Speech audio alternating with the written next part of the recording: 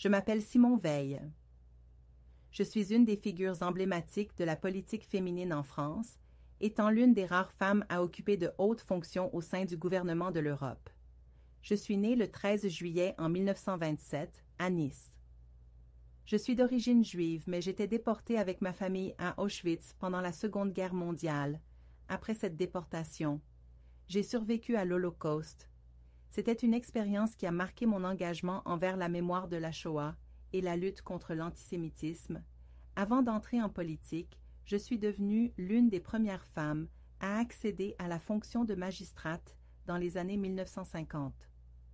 En 1974, en tant que ministre de la Santé sous le gouvernement de Valéry Giscard d'Estaing, j'ai aussi œuvré pour la réforme des institutions de santé en France et la modernisation de l'accès aux soins.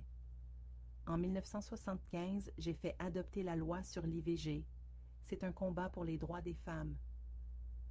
Avec cette loi, j'ai défendu pour l'égalité entre les sexes et la promotion des femmes dans la société, comme j'ai mis l'accent sur l'importance de l'éducation des femmes pour leur émancipation.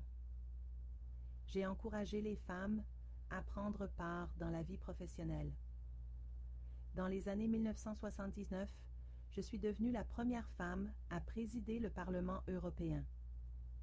J'ai également défendu des causes sociales majeures, comme la lutte contre la discrimination et la promotion de la dignité humaine.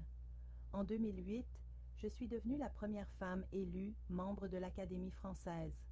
Et maintenant, je vous présente Safia Zagloul, une des figures respectées de la politique et du féminisme égyptien, qui va vous parler de sa vie.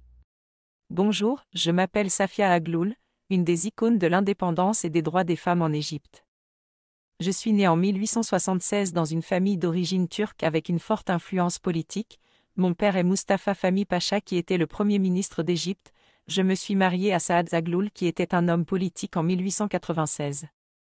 À la suite de l'arrestation de mon mari en 1919, j'ai organisé et participé à des manifestations populaires pour l'indépendance de l'Égypte, notamment le 19 mars 1919 avec Huda Sharawi. J'ai milité pour l'égalité entre les sexes en soutenant la participation active des femmes dans la vie politique et en encourageant la reconnaissance de leurs droits en tant que citoyennes à part entière et je me suis surnommée la mère des Égyptiens.